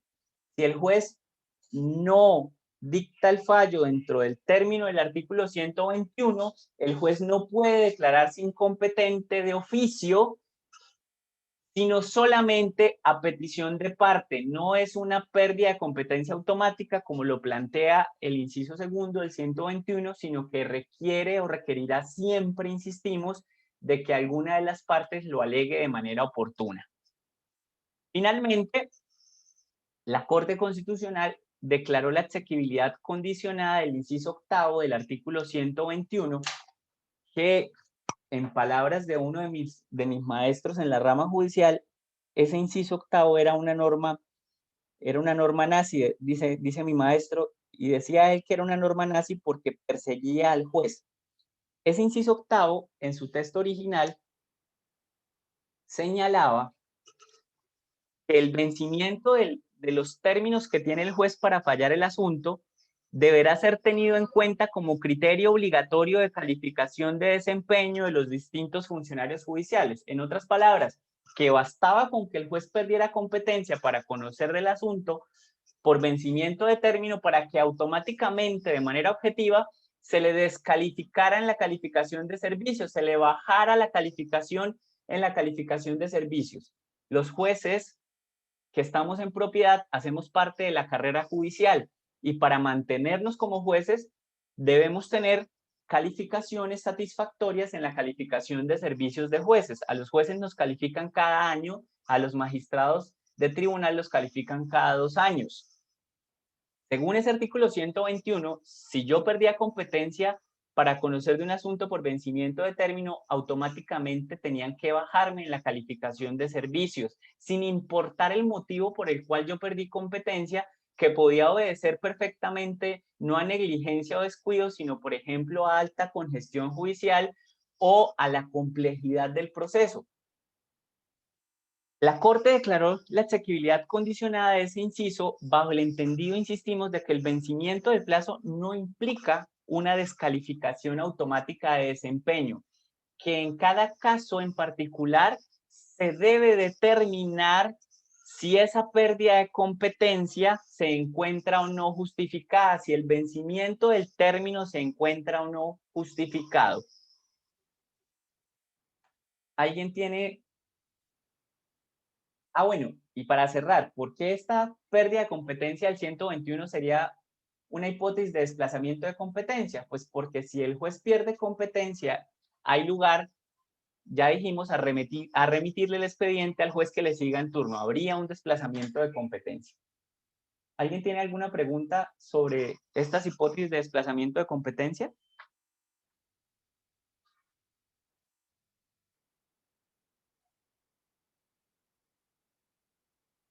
Vamos a hablar ahora de la conservación y alteración de competencia.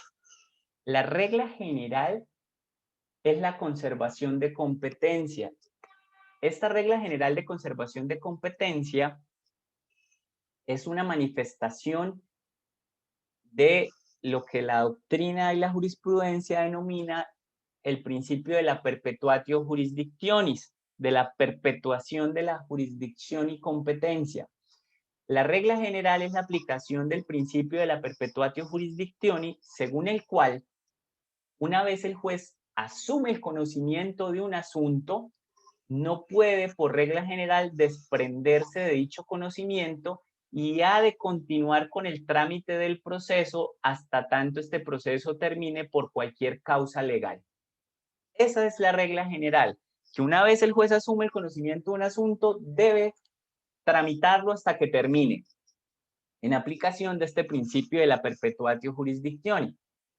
Sin embargo, esa regla general de conservación de competencia admite excepciones, que son las excepciones del artículo 27 del Código General del Proceso, en donde esa competencia se puede alterar, en donde de presentarse alguno de los eventos allí regulados, habría lugar a que el asunto se remita para conocimiento de otro juez. Leamos el artículo 27, por favor.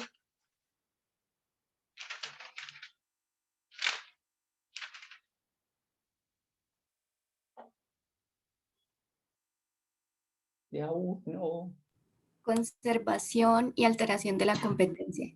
La competencia no variará por la intención sobreviniente de personas que tengan fuero especial o porque dejaren de ser parte en el proceso, salvo cuando se trate de un Estado extranjero o un agente diplomático acreditado ante el Gobierno de la República, frente a los cuales la Sala Civil de la Corte Suprema de Justicia tenga competencia.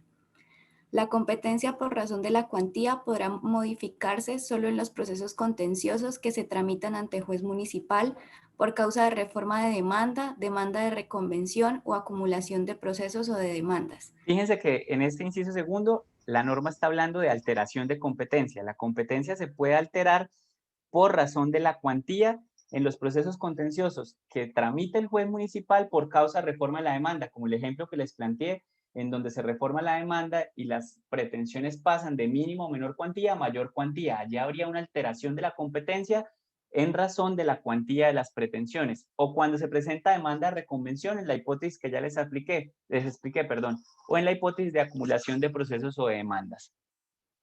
Sigue leyendo, por favor. Cuando se altere la competencia con arreglo a lo dispuesto en este artículo, lo actuado hasta entonces conservará su validez y el juez lo remitirá a quien resulte competente.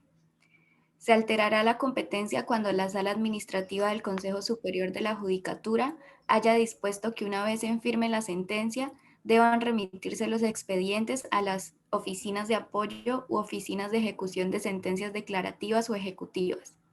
En este evento, los funcionarios y empleados judiciales adscritos a dichas oficinas ejercerán las actuaciones jurisdiccionales y administrativas que sean necesarias para seguir adelante la ejecución ordenada en la sentencia.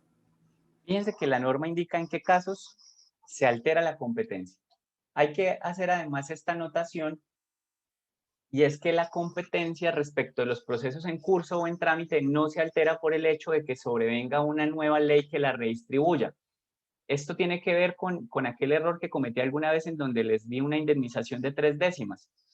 La regla general es que si la ley nueva redistribuye la competencia, si la ley nueva indica que el juez competente para conocer de un asunto es a partir de ahora una autoridad distinta a la que antes conocía ese tipo de asuntos, la regla general es que los procesos que estén en curso y que estén referidos a ese tipo de asuntos seguirán siendo de conocimiento del juez que asumió competencia al momento de presentación de la demanda. La excepción sería que la misma ley nueva indique que haya redistribución de competencia, como sucedió en el caso de los procesos de responsabilidad médica, en donde el Código General del Proceso, ley nueva, estableció que a partir de la vigencia del Código General del Proceso, los procesos de responsabilidad médica serían de competencia de los jueces civiles y habían muchos procesos que eran de responsabilidad médica y estaban tramitando los jueces laborales. En ese caso hubo una norma especial específica, artículo 625, que señaló que esos procesos de responsabilidad médica en curso o en trámite habrían de ser remitidos a los jueces civiles. Pero fíjense que es una excepción y es porque la misma ley lo indicó. Si la ley no hubiese indicado nada, los procesos de responsabilidad médica en curso para cuando empezó a regir el Código General del Proceso hubiesen seguido siendo de conocimiento de los jueces laborales que estaban tramitándolos. ¿Alguien tiene alguna pregunta de lo visto el día de hoy?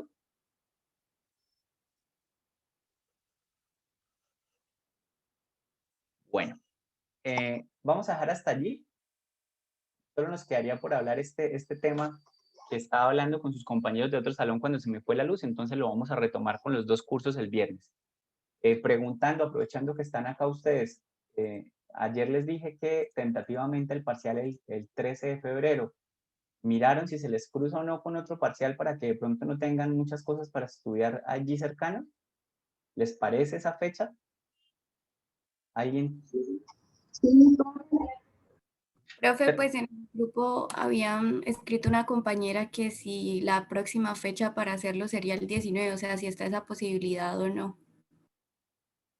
Sí, yo no tengo problema en hacerlo el 19. Pero pues hagámoslo por consenso, por mayoría, porque vi que algunas personas optaron por el 13. Entonces, si quieren, háblenlo entre ustedes y me indican si el 13 o el 19 por el grupo. ¿Les parece? Listo, profe. Y sería Señor. la metodología del pasado, ¿verdad? Señora, La misma metodología del pasado. ¿cómo así la misma metodología? O sea, si va a ser oral, escrito, ¿cómo sería? Es lo que entendí. No les voy a decir porque la vez pasada yo fui víctima de mi propia lengua al decirles que una modalidad y después cambiarla. Entonces puede ser oral o puede ser escrito. Ah, bueno, profe, gracias. Y es acumulativo, desde luego. Bueno, chicos, entonces que tengan feliz fin de semana. Nos vemos Dios mediante el viernes. Ah, profe, gracias. Gracias, Gracias, Chao, profe, profe, muy hasta bien. luego. Chao, profe, gracias. A ustedes.